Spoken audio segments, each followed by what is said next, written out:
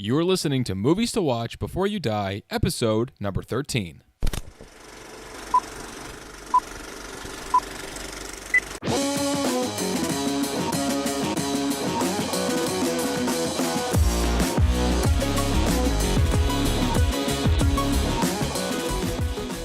Hello, everybody, and welcome to Movies to Watch Before You Die, a weekly podcast that breaks down the most important movies ever made that will change the way you think, change the way you feel, and hopefully change the way you live your life. I'm your host, Mark Yazica, and with me today is one of my very great friends, Mike Kooknick. He's laughing at me. Yes, I am laughing because your cadence was really excited, but your tone was just like, I'm sick of this shit. Like, Is it that obvious already? Well, no, yeah. I was hoping to at least make it to like 15 before it just became annoying. It seemed a little stilted. Well, you know what? I'm not going to redo it. That's the one we're going to use. Okay, great. Fine. So, Mike, what movie are we talking about today? We're talking about Children of Men. That's right, Children of Men, the 2006 film starring Clive Owen and Michael Caine and directed by Alfonso Cuarón? Cuarón. Yeah. Is that right? Okay. It's like a Q-ish, I think. I think it's Spanish. It is Spanish, but there's definitely like a Q The sound. letter. Like Q-ish. Yeah, like not a nationality or a race. No. I was like, I don't think I've heard of them before. Yeah, they're from the letter people land. Oh, I'll have to check that out sometime, I Yeah. guess. Anyway, Mike and I are about to ruin the movie, so if you haven't seen it, you know the drill. Pause the podcast, make sure you go see the movie. As always, links to rent or buy the film are in the show notes, or you could always stop by your local library and get it for free. I do want to make this point before we go into it. Please. Is that it's an entertaining movie, but I still haven't figured out why I like it so much. Mm-hmm. It's one of my favorite movies, but just a horribly depressing movie. I think it's the directing and the cinematography, of course, is captivating, but the subject matter and the realism of it is like awesome. It's so fantastic, but it's just such a downer of a movie. It is. This has been on your list of films you want to do for the podcast for a while. Yes. And you've just been putting it off because you thought, oh, well, that's going to make me sad. Yeah. I don't want to watch that right now. Yeah, and it did make me sad. The only thing that made me it's one of those hard movies to get out of afterwards. After you watch it, you just think that everything is a crisis. And then we went and we ate these fantastic burritos, which made everything better. Yeah, the Mad Max after the film really helped even everything out. And I think the night ended on a net positive. Yes. For sure. Yeah, absolutely. But we survived, and here we are. We are. So let's try to, I guess, make heads or tails of this crazy little film. One of the most interesting aspects of the film for me is the theme of the future. First of all, I like Alfonso's take on the future in that he specifically stated he didn't want to make Blade Runner. This was supposed to be an anti-Blade Runner film, and you already mentioned how heavily the film is based in reality. So the film takes place in the future, but for us it's only 10 years. From the time the film was made, it was 20 years into the future. We don't seem to have progressed much. Not much seems to have changed into the future. There's a few more gadgets and gizmos and things, but it's meant to sort of model our modern day world and sort of comment on that. And we'll get into why it does that a little bit with some other themes.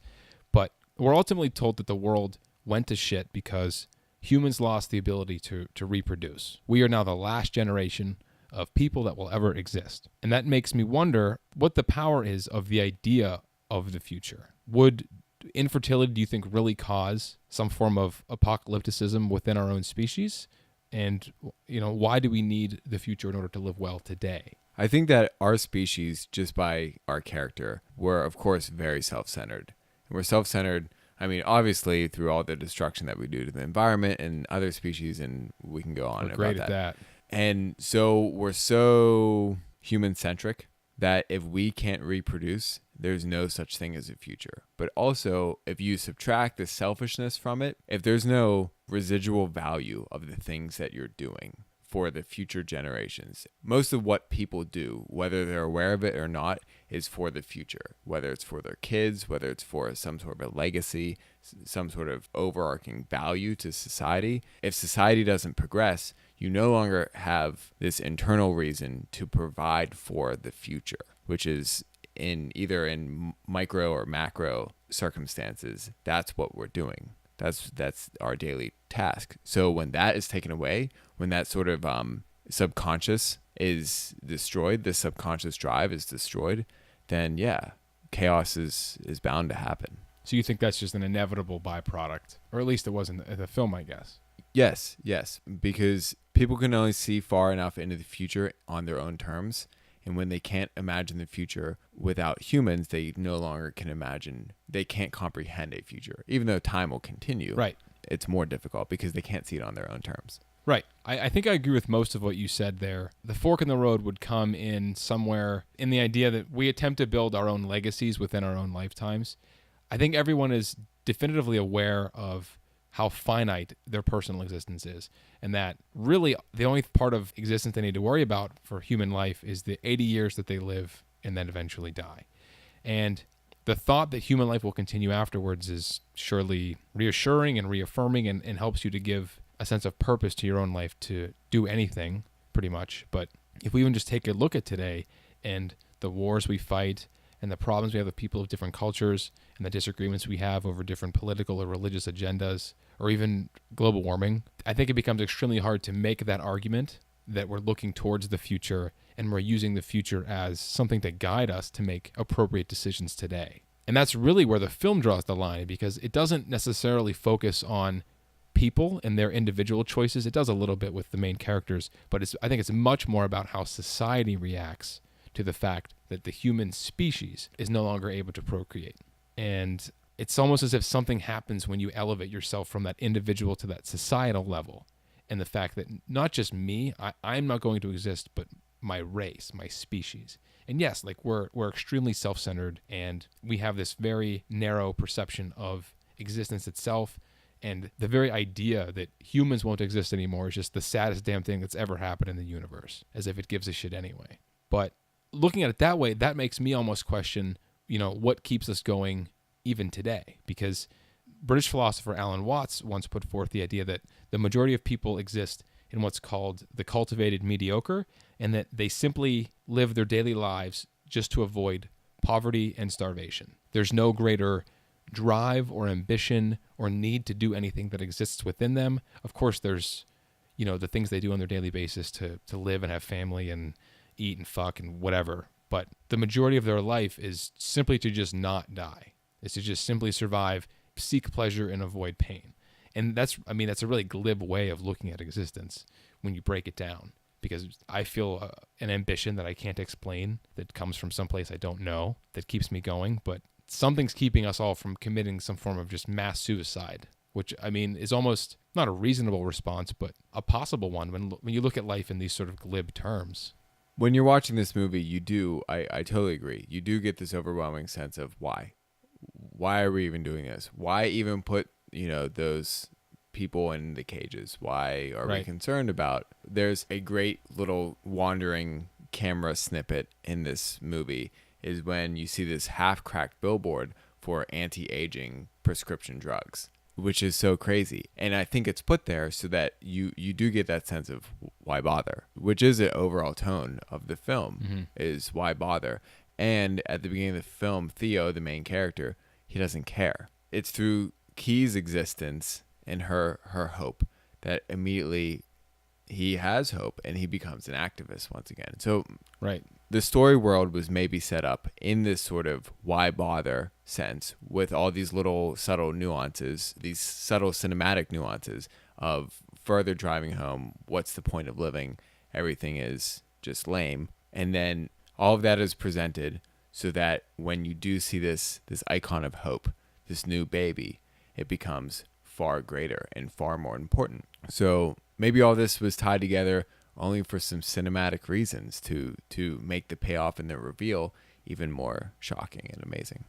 Right. And I agree with what you said. And I think it's a symbiotic relationship too, because those same cinematic influences also reinforce many of the other themes I guess we'll get to here in a second too. And that's just a testament to how well the film is directed and filmed and all of that.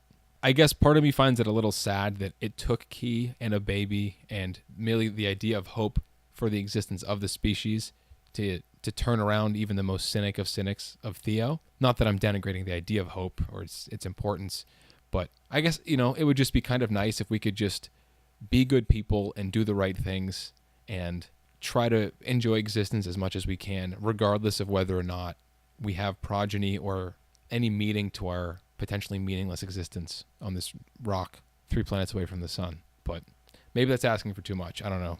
No, I think that's totally reasonable to ask. and just say, hey, if we're all going to die, we might as well die happy together. Sure. But then I would like to rewind that story world and see where things started to fall apart. Because I assume that, based on other little cataclysmic events that have happened around the world, first comes the looting. And really, those people are just looking to score a TV. And that's where it starts, which is so silly. But those people are just looking to have a good time. And hell, I'm not going to buy the TV. The money doesn't matter. I'll take it. And then things escalate from there. I think there is a sense of everyone's just trying to enjoy it while it lasts, but they don't care about other people. Right. Well, I did a little bit of thinking regarding how everything would have started as well. And it really brought me back into this sort of recursive, circular thinking about the title of the film and really the ultimate theme of this battle of the sexes and the idea of the patriarchy that this film pushes forward. Because there has to be some significance in the idea of female infertility. The film doesn't really dwell on it. It's sort of just, it's a piece of exposition that sets up the world. But in the book, Children of Men, written by P.D. James, it's the men who are infertile. And because the book is also titled Children of Men, it's sort of an ironic play on words in that the children of men are non-existent. They don't exist. And there's a couple other nuances to the title, but the film obviously takes a different path from the book in many different regards for those of you who are familiar with it. But I think the switch to female infertility, it had to have been made for a specific reason, and I think it has to mean something. And I was wondering if you had any thoughts or opinions on what greater significance it has, or maybe what caused it. The first lens that I view film adaptations through is a marketing thing. Like, okay, book readers will buy into this more than movie readers.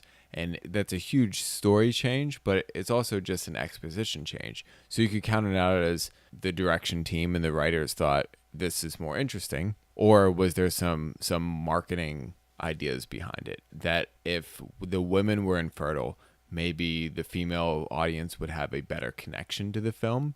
I don't know. It's not a film that I would point out as a women's film. It's not something girls are lining up to see this movie. So maybe the problems all focusing around men and their failures would not play well in the market. I'm not sure. But I look at things through a marketing standpoint, not through a philosophy standpoint, which is what makes our conversations interesting. Right. But I think either way, it wouldn't have changed the film that much. At first glance, I would say, yeah, that's an interesting way of approaching things. But then would it just be a bunch of guys running around raping people and hoping for the best? I mean, that would turn into something completely different as well. That would be a totally different movie and a totally different theme. Right. But I mean, yeah, as far as like an expositional device, I understand that it's ultimately significant in that regard. But to play off of your point that it's not really a woman's movie, that's the lens that I viewed it through the greatest, except not from a marketing aspect, just simply in the idea that I think the film greatly represents the power and prestige of the patriarchy, but ultimately its downfall, because this is now, the end of humanity and thus the end of the patriarchy. And it's almost, I look at it as a commentary on the fact that females ultimately only provide a service to men, and that they just create more men for men. And then when they create females, they create more females to create men. And that they're ultimately treated as objects within the patriarchy to just continue the lineage of men. And all of the war and the violence and the destruction in the film is, from a marketing standpoint, for men, because it's more of a man's movie, but it's also caused by men. And then all of these great atrocities that have happened throughout history have been caused by men. And I think the irony comes in our worldly reaction in the film, what happened in the world, to females' infertility that still leads to violence and destruction. Yeah. And it's like, well, what's it going to be, man? Right. Yeah, it all seems to, in the end, hinge on the health and welfare of the women. Right. As the great philosopher Beyonce Knowles once said, girls, we run the world. She called it. She called it. She knew what was up. Like, ultimately, I find the female infertility to be insignificant. I think the lack of kids in the film is really just a device to demonstrate how easily people, or men specifically, allow fear to rule their lives. Because in that regard, you can look at it in the fact that we are the cause of our own self-extinction. It's our own destructive forces and our own petty nature that has caused the world to turn to shit, not the infertility. In that regard, if anything, the infertility of women is just a product of the same sort of animalistic impulses that caused the world to go to shit once we realized that kids are no longer being born anyway.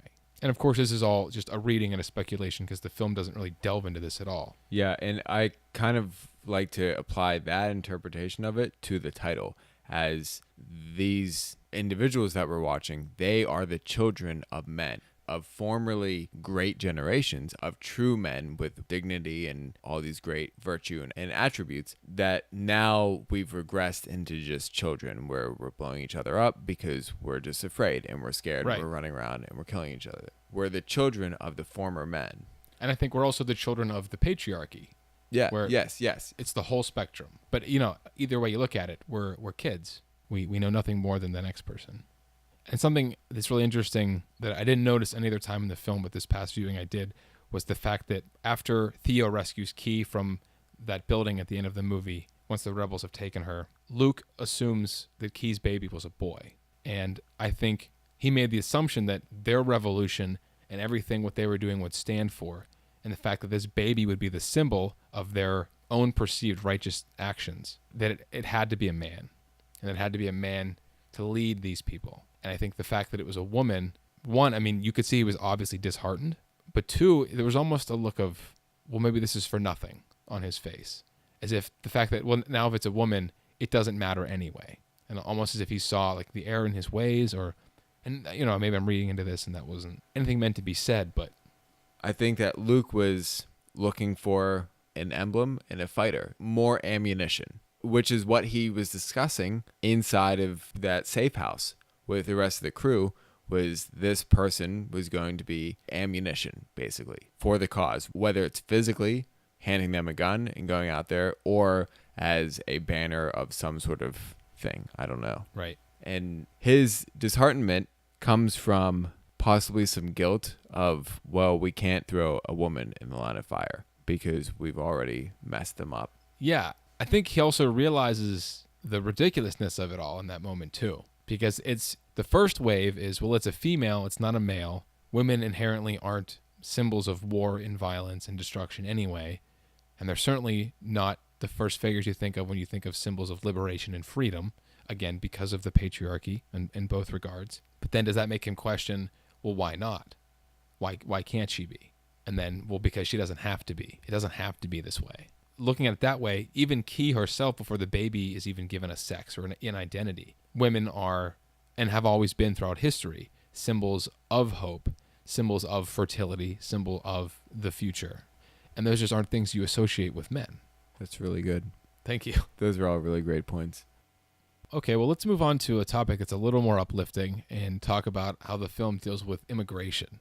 We'll talk about some of the sort of commentaries the film makes on some more modern aspects, because this film was made in 2006 in the height of the Bush era and the Iraq War and the beginnings of Islamophobia and xenophobia and the sort of greater worldliness. We started to perceive the possibilities of globalization and then only to have it sort of shoved back in our faces. And I think the film takes an interesting stance, if it takes a stance at all, on immigration and the way immigrants are treated in the film. And it's really interesting now what sort of context we have, even just since the rise of Trump has happened and the sort of populist movement we've seen, not created, but really just unearthed in the United States. What sort of stance do you think the film takes on immigration, if it takes one at all, and what can we maybe take away from it? I think the film's stance on immigration is the same sort of fear-based stance that it takes on in most things. In the film, you have these immigrants, these refugees coming into Britain because Britain's the last remaining country with a government, but they're all locked up in sort of these slums, these ghettos at the border. And then those people begin to uprise and take over, which we see at the end of the movie. So the stance is definitely hardline. It's like a extremely way out there radical version of Trumpism, where we're not going to let anyone in. And at the point in the film, they don't let anyone, regardless of who they are, regardless of religion, nationality, it doesn't matter. If you're not a British citizen, you're not getting in. And it seems like it's very hard to get out of the country as well.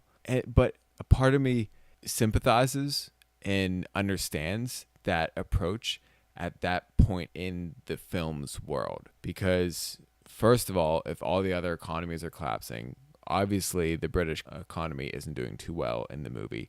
Neither is their government. They're just barely holding on. So a flood of everyone else would be bad. And it would all fall apart. So they need to contain and sort of rebuild what they have so they can branch out from there.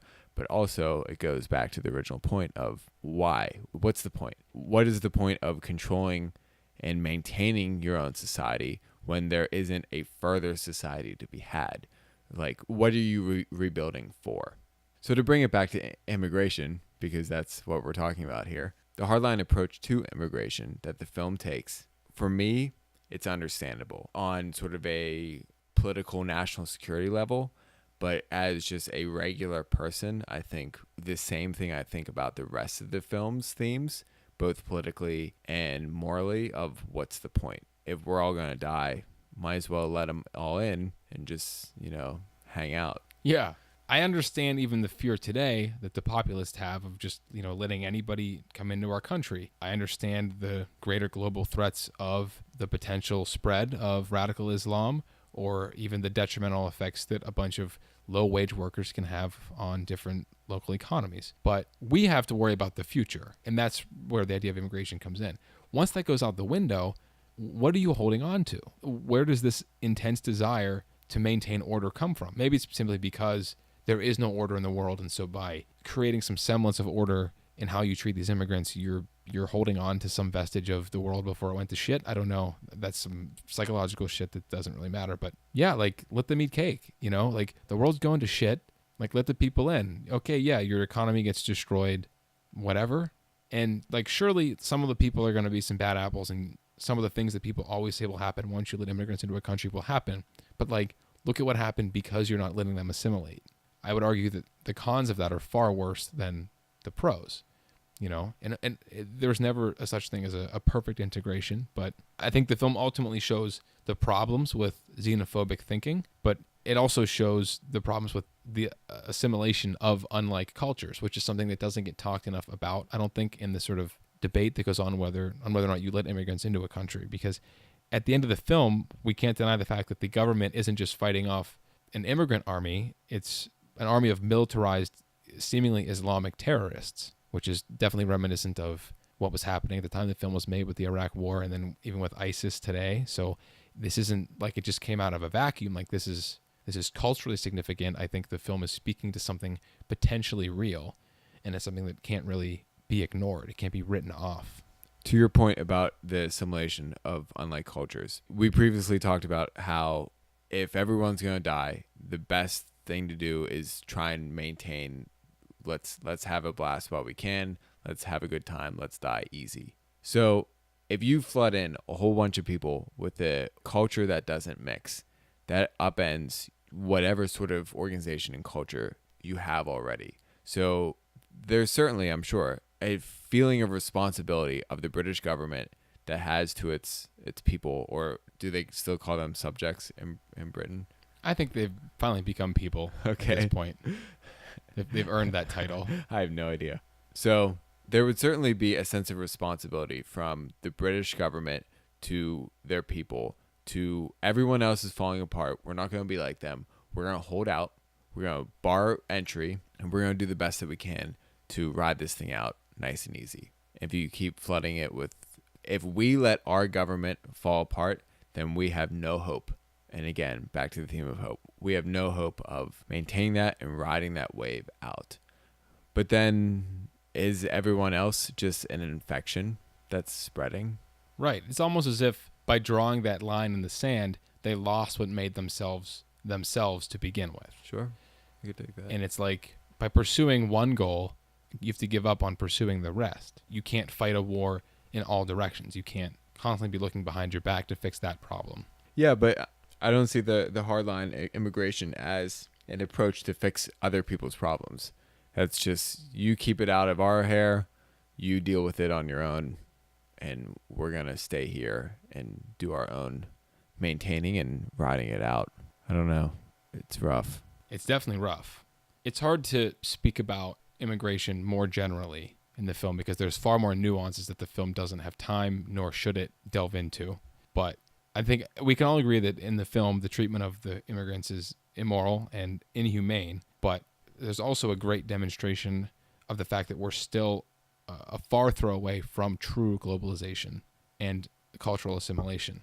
And that's what we should be working towards, is beginning to bridge those gaps so that, when and if men or women lose the ability to make children, that when the world goes to shit, that we can just, in a nice, neat, orderly fashion, single file line, just go to Britain or wherever and just, ride out the rest of our existence with some pina coladas and some fun.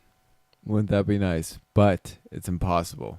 I don't think it could happen. Well, I'm a dreamer, Mike. So all right, I respect that.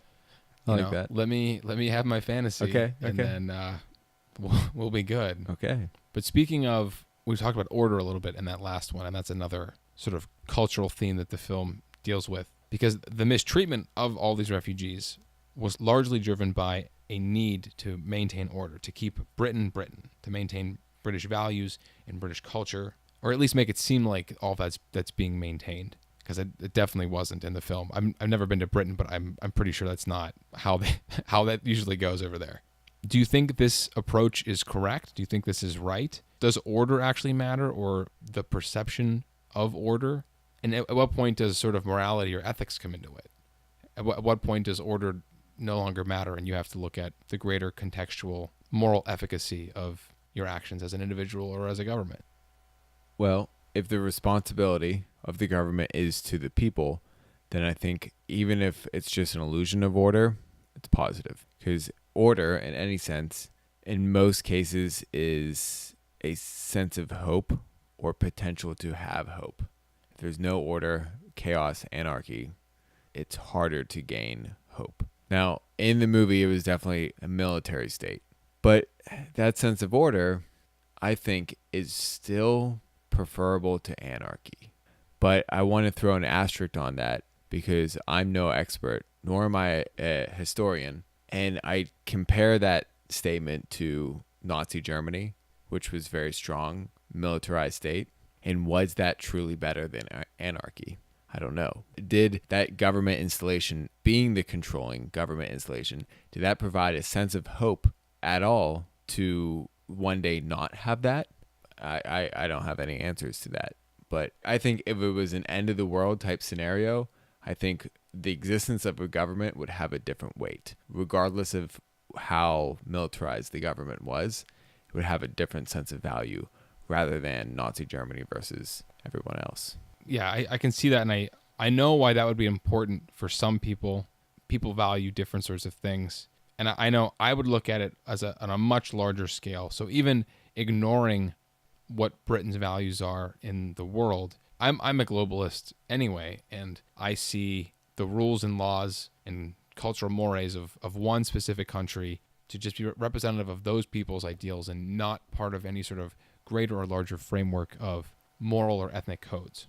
But I think, and this might be the point you're getting at that point in society, that's thrown out the window of this is a representation of the people living here, which I completely agree with, that a government is a great representation of the people that live there. I mean, that's how democracy works most days. But I think in that situation, it's not. It's whoever sits at the top trying to maintain some power, some control, with possibly the promise of things will level out, things will be okay, and we can de-escalate, or for selfish reasons. But I want to give people the benefit of the doubt and say that they want to maintain control with the hope of it leveling out. Obviously, the British government remained in control over the film. In their regards, they kept order, for lack of a better word. But at the point where you have these immigrants flooding in from the rest of the world, I mean, I know Britain's a fairly large country, but at some point, the number of immigrants is going to outweigh the number of people that already lived in Britain. And at that point, I know I'm taking a sort of utilitarian approach, but what's the good of maintaining the order of a country of people that has now been invaded by the people of the world simply because they had the benefit or the luck of already existing there? The people flooding in from Europe and Asia and Africa and the Americas, they didn't necessarily choose to be born and be people of those cultures and those places, and I find it extremely unfair that they were unlucky enough to live and dwell in countries that went to shit whenever women lost the ability to have children. And so for them to come to Britain, for that to be the last bastion of hope, because where they were coming from was so awful that they had to go to this place, and now they're being put in these cages and being forced into these slums, into poverty, being killed for no reason. At that point, I think even if it's at the expense of maintaining order, you need to put aside what your own governmental, cultural values are and look at yourself as a global leader. So at that point, let me challenge that. I don't agree or disagree. I'm neutral on it. But if at that point Britain needs to become some sort of a global leader, why aren't they more militarized and branching out? Now, naturally, that's something that's way outside the scope of the film, but we didn't see any sort of plans or sort of theories for that. And while at the same time, to bring it back to the plot, is the human project that instead? Is the human project trying to create, and I would assume that's what they're trying to do, they're trying to create a global society or some sort of new age thing that people can count on and depend on and possibly rise up to be some sort of controlling government or society leadership, as opposed to the British approach of militarizing and maintaining the country, but possibly branching out. So I guess where I'm going with this is, do you think it would be wise or right of Britain to maintain the government and the control that they have, then branch out to start to neutralize sections country by country? Or is it one of the things of they should just cash in their chips and let whatever happen and hope that through mass chaos something arises where there's already smaller groups maybe gaining potential more control? I think it would depend on the context of how the world actually went to shit, because we only really get the snippets of those propaganda films they have on the news. But my interpretation was females lost the ability to reproduce. People started freaking out, looting and rioting, and that shit happens. That spirals into war, some sort of world war. And I feel like by the time we pick up in 2027, that's all sort of fizzled out. Everything else has sort of fell. The war is pretty much over just because of lack of interest or power, or clear winners were already decided. And Britain might still maintain a presence in some other countries around the world, and they might be doing some humanitarian things. We don't know. But at that point, it doesn't even matter, because there's such a large concentration of people within Britain anyway, and I think their efforts are going to be best focused on rebuilding the country they're already aware of and have a vested interest in at that point, to which they didn't really do from what we saw in the film anyway. But then again, I don't know how you bring a country back from the brink of something that major. But I never saw the human project as something that would eventually usurp or replace the government. It was more of an independent collection of scientists or free thinkers or people who saw the problems and the flaws with the way the government was doing things, that were simply hoping to find a way to just end all of the fighting and sadness and killing and destruction by re-providing people with real hope for a future. But, it's all speculation. Right. Like the biggest thing regarding order for me is that it's necessary to maintain civilization in some sort of fashion we're accustomed to, but I don't think it's a zero-sum game. We don't have to abandon the sort of orderly way we treated people of cultures before shit hit the fan, just because of a lack of our current status quo. And in trying to keep the order of this traditional idea of Britain, all Britain did was regress to an earlier civilization that was reminiscent of Nazi Germany or communist Russia. And so that that's the extent of order for me. At that point, the idea of order is irrelevant. Yes, because any existence of order is null. Right. Like, it should be a byproduct of corrective thinking and good moral action. Like, it should just follow naturally. Right. And then another aspect of modern culture that the film deals with is the idea of the totalitarian regime. We've already dabbled in this a little bit, but when, I guess, if ever, would a totalitarian regime be necessary? Do you think Britain was ultimately justified in coming to the conclusion that they needed to create a militarized state? I think that was the most justifiable we can get. Yeah, I would agree with that. It's hard to say without knowing the state Right. of the other worlds, but I will say that is the most justified you can find. Because, as I said at the beginning, I can't blame them for not doing those horrible things to the immigrants, but keeping the immigrants out. As a natural response right. to what was happening. Yeah. Yeah. What was interesting for me about the film is the way it paints problems with the radicalized right and the radicalized left. Because so many different pieces of films and media and culture detail the problems with the militarized right and fascism and authoritarianism and totalitarianism. That gets beaten to death. And yes, we get it. We understand that is inherently bad. That has never worked for anybody ever. But all of these artists and these creative people that are making these things to make those statements are typically left-leaning. They're a little more democratic on the scale, and they're the ones painting the right in this bad light. And we never get to see the problems with the radicalization of the people on the left. And Children of Men, I think, points out that it's not so much a problem of where the radicalization exists, but that it exists at all. Because Luke and the fishes and these sorts of violent radicalists, and then the immigrants that eventually rise up in the end of the film, are almost just as to blame as the government they're fighting.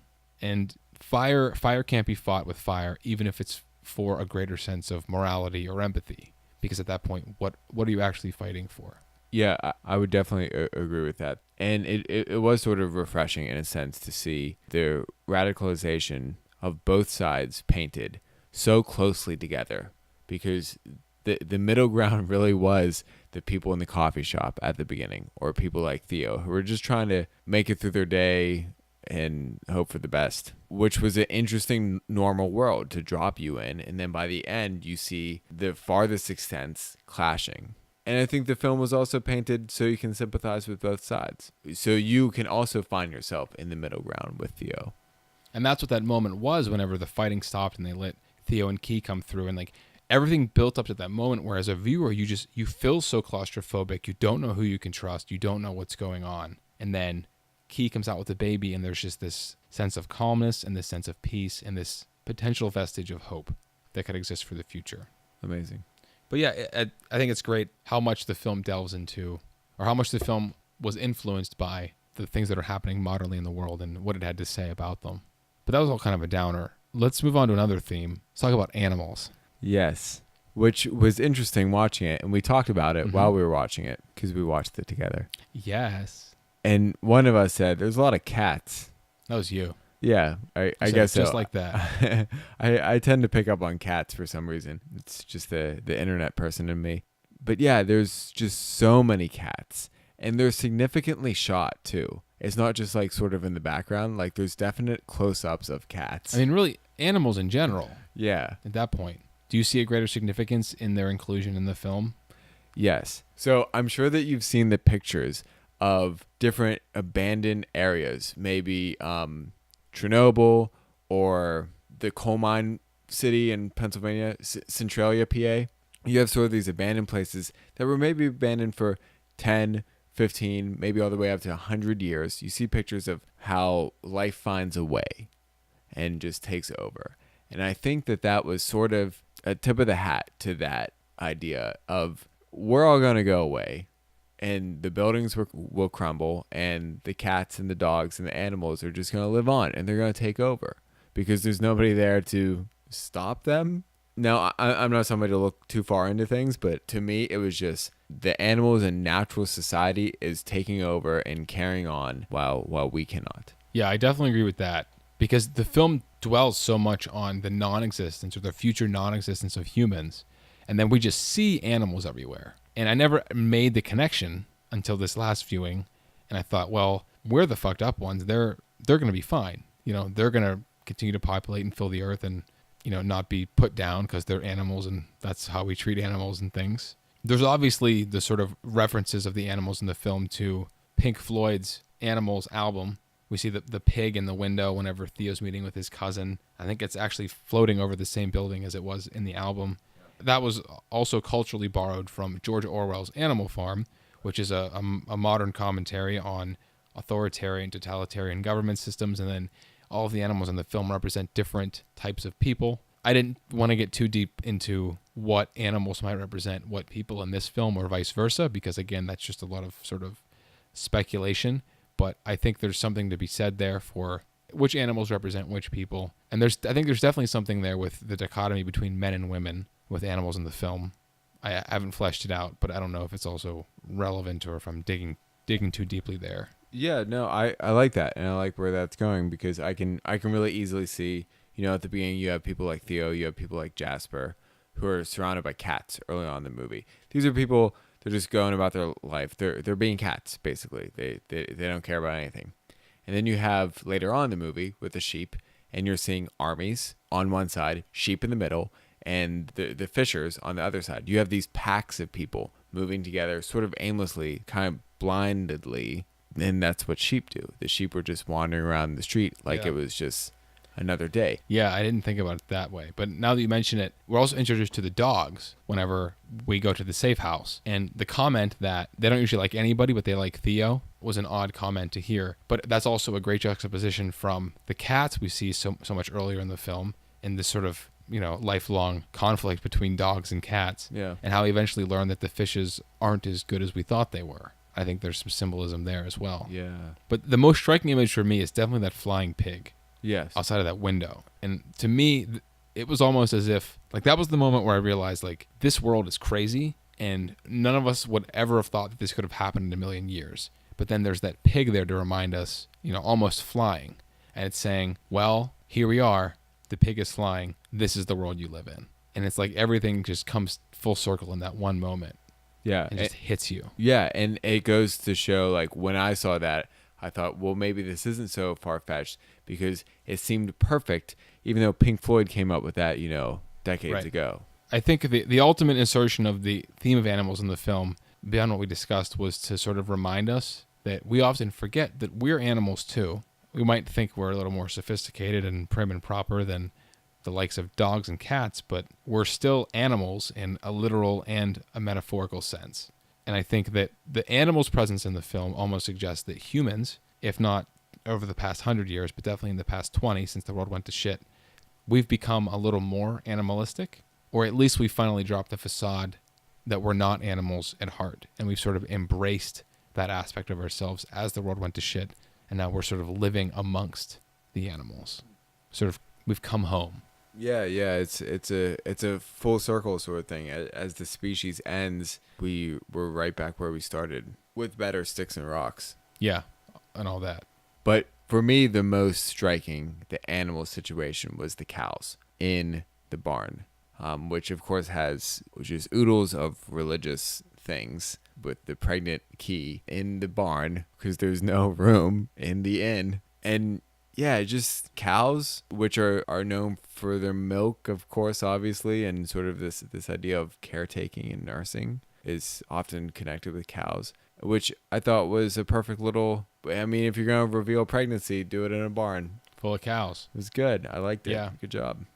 Let's hop over to the topic of religion. We definitely have a lot of Christian connotations in the film, with Key being in the barn. She jokes about being a virgin there.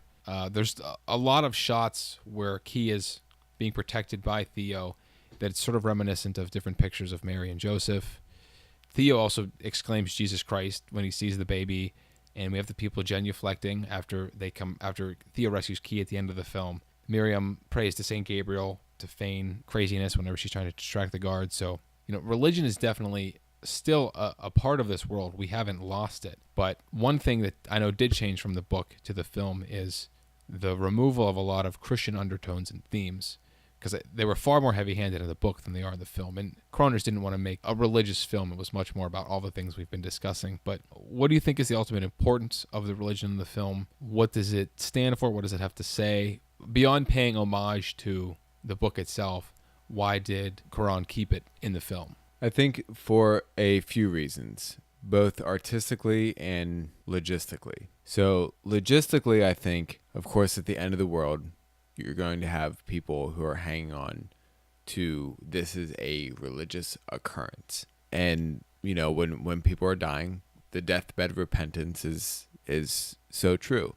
And when all else is falling apart, people cling to religion because it's a constant, it provides hope, and all these wonderful things. So logistically, it makes sense to pepper in some religion so you get the religious undertone of this is the end of the world. And a lot of times apocalyptic stories are really directly related to religion. Artistically, I think it was awesome because some of the greatest works of art have come out of people's faith in their religion. I saw a thing on YouTube recently. I watched a couple analyses of this film over the weekend. And one of them was when they're running through the streets at the end, the camera wanders, as it does throughout all of Cuarón's movies, but it wanders to this mother holding a son who's dying, and she's screaming out, and it holds on that scene. And whoever was writing the analysis said they're in the exact same position and pose, of, I don't know the artist. Papeta. Thank you. Which the author also pointed out was mentioned by whoever Theo visited, that rich man and his cousin. He said that he couldn't save that statue, but he could save David. So yeah, I think there's this sense of it being a work of art. So Cuarón's peppering in, and he's a great art study kind of guy. Like, he's really into classical art. He's peppering in all these little artistic moments. You get Banksy peppered in there. You get some Picasso. You get some Pink Floyd. So I think as an artistic tool, religion was used the most. I think primarily religion was used as an artistic device, but it also helped that it was an end of the world film, and that's often associated with apocalyptic events. Yeah, I mean, I can't disagree with anything you've said, because I think Cuarón literally leaves it up to us to decide what the relevance is, because the religion's not heavy-handed enough to be labeled a Christian movie or a Christian film, even though the book definitely is. We see heavy-handed aspects of religion in the beginning of the film as a reaction to the problems of the world. We see groups of religious cults that have risen up, that have demanded and called for mass human repentance for our sins. The infertility of women is caused by our own wickedness, by God, and it is only through repentance and flagellation. One of Theo's girlfriends, he says he had to stop dating because she began to flagellate herself. Yeah. So I guess that didn't work out for them. But beyond that, all of these sort of symbols between Theo and Key, I don't see as anything greater or anything more than homages back to previous works of art. And if nothing else, art is elevated by art. And in that regard, I think Children of Men is best looked at as a piece of art, much more effectually commentative on the political things we've discussed, and not necessarily on the religion. But I know other people certainly disagree. I find it hard to believe that he would remove so much of the Christian elements from the book to create this specific film, to have them be anything more than artistic relevancies. So maybe it depends on the viewer or the person. Yeah.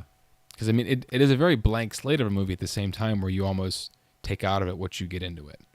And that's really, I think, what art should do. I don't think you should leave. I mean, it's certainly permissible that films do this, but I think the greatest films are the ones that allow you to put yourself into them so that you can take back something new away from them, and not that they shove some philosophy or idea down your throat that you have to accept at face value. Yeah, and I think we've definitely watched some great films over the course of this podcast, but I would point this one to being as, above all, a work of art. Now, that's not to say it was better than any other film, but it was truly art. And I would agree with that. And I think that's where the insertion of religion comes from, is that it's merely just another taste, another flavor, something else that's commented on in the film, because there's a lot. Yeah. Let's finish up with the theme of hope. We hinted at it a bit earlier. We skirted around it. Theo begins the film as a very apathetic character. He just copes with his existence by smoking and drinking and, I guess, counting down the days until he just doesn't exist anymore. But by the end of the film, Theo has become very interested in Key's well-being and the safety of her and her baby. We see a remarkable change in his character. Naturally, Key's baby, and usually babies of all kind, represent hope. This baby specifically represents the potential future of mankind and the hope that we can discover the cure to this infertility. It ultimately represents our own salvation and redemption, I think. But early in the film, Theo says to Jasper that even if a cure is found, it doesn't matter because the world already went to shit. And I think it's that quotation juxtaposed with Theo's arc in the film that causes us to question whether or not we should have hope by the end of the film.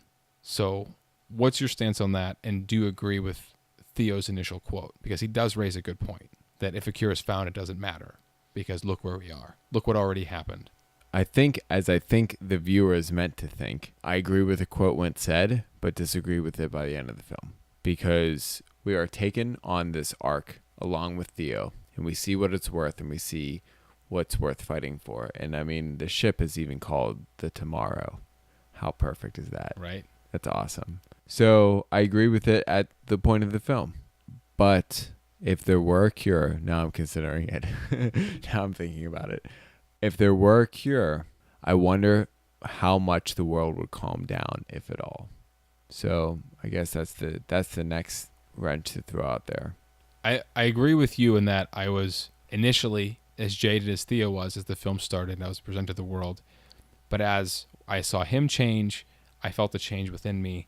And I did feel hope by the end of the film. But I just rewatched the ending of the film afterwards. And it's amazing how bare bones it really is without the context of the rest of the film before it. And again, I think this is another moment where we're given a blank slate and we're sort of impressing ourselves upon it. And I think depending on the sort of pessimistic or optimistic view you take on the film or on the world, that ultimately determines the hope you feel for the end of the film. But I guess if I'm being an optimist, I'd like to believe that if infertility could cause the world to go to shit, refertility could bring us back from that. And it wouldn't be easy by any means, but I certainly think given a specific timeline, it's possible. Yeah, which is my next question there. At what timeline? Because, all right, you have a baby girl. Give it 15 years and it can possibly pump out another baby girl. How does the genealogy separate there? I guess I'm focusing more on the fact that this one person can reproduce, and then we can figure out what's different from her. Yeah. Oh, she's eating her green beans. Let's start feeding these women some green beans or something, Yeah. Get them pumping out babies and shit. Not that that's scientific by any means, but I don't know. Maybe it's the green beans. I don't know. It could be. But I look at the fact that, again, going back to what we said in the beginning, Theo represents this sort of cultivated mediocre. These people who are just living, they're just getting by, they're just doing what they have to do to not starve and die. But by the end of the film, he's actively engaged. He's interested in he's dead, but, he fought for something. He lived for something. Yeah. And I think that's really important. And that speaks volumes for the potential hope we should have in humanity and our ability to rebound and not just be these animals killing each other. Yeah, I think that's a really great point about Theo. Like, even though he died at the end of the film, his individual hope was restored. And it's through little instances of individual hope, even for the soldiers who knelt down and saw the baby. That was individual hope restored for all those people. And it's those little instances that work to provide something greater. And even if there is no reproduction, even if that was a one-off chance, then the baby as a symbol of hope, sort of contrast to what Luke wanted to do, rather than a symbol for some kind of military uprising. It's now just a symbol for hope. And I guess at the end of the day, that's something to be hopeful about on a global scale. Right. It's not about this or that agenda, about who's right or who's wrong. It's about humanity, period. Yeah. Mike, why is Children of Men a movie you need to see before you die? Because they didn't wipe the blood off the lens. About an hour and a half in, there's a blood splatter on the lens. And the AD and the AC, all the assistants wanted to cut and wanted to just say, forget it, because there was blood on the lens. It was bad news. But both Emmanuel Lubezki, who is the cinematographer, and Cuarón, who's the director, they said, no, it brings you into the film. And I think that was genius, because that was a really hard, expensive shot to pull off. It's a one take. You're running through things. You have explosions. You have a lot of blocking, intense blocking. And you got blood on the lens. One of the squibs screwed up. But they kept rolling, and it kept you in the film. And it's really hard to notice the cut in which they wiped off the lens. But it's there. And you have those little nuances of perfect camera work throughout the film. And that's why you should see it. Because the camera work alone, the car sequence will be studied for decades to come. This film will be studied by filmmakers for decades to come about how perfectly shot and executed it is. On top of all the things we just discussed on the podcast about, the story. Right. It's literally an all-around fantastic film. Right. It's a modern classic. Yes, absolutely a modern classic. It's a study. It is a case study on many different levels, both artistically, mechanically, from a logistics filmmaking principle, all the way to the philosophical and religious. And yeah. It's a downer, so, it's a real downer. Make sure you hug some puppies or something before you watch it, but you definitely need to see it at some point in your life. Yeah. See it before you go. Like, don't do it before work the next day, because you'll be sad. Something, you want to do it before you go and do something that will take your mind off of it. Right. Because you'll be thinking about it all night. Exactly. Okay, everyone. I think that's all we have for this episode of Movies to Watch Before You Die. Thank you for tuning in. Mike, thanks for joining me on another great movie adventure. Thanks for having me. As always, you can check out the links in the show notes to find out where you can buy this film. And if you would like to support Movies to Watch Before You Die, please consider signing up for a free trial of Amazon Prime via the affiliate link in the show notes. With Amazon Prime membership, you get unlimited free 2-day shipping, access to Kindle ebooks, and most importantly, access to thousands of movies and TV episodes on Amazon's virtual library. You can get all those awesome things I just mentioned free for 30 days, and for every new sign up, Amazon tosses some money our way. It's really great for all parties involved, so look for the link in the show notes and get started today. Now, unfortunately, this is the season finale of Movies to Watch Before You Die, so no new episode next week or in the coming weeks. We're not quite sure when Season 2 will begin, but you can stay in touch with me on social media or on markgazica.com to stay up to date on the future of the podcast, and we will keep you posted on that. Thank you all for tuning in for a great season. I hope you enjoyed listening to the podcast as much as we enjoyed creating it. So thank you all for tuning in. We'll see you next time.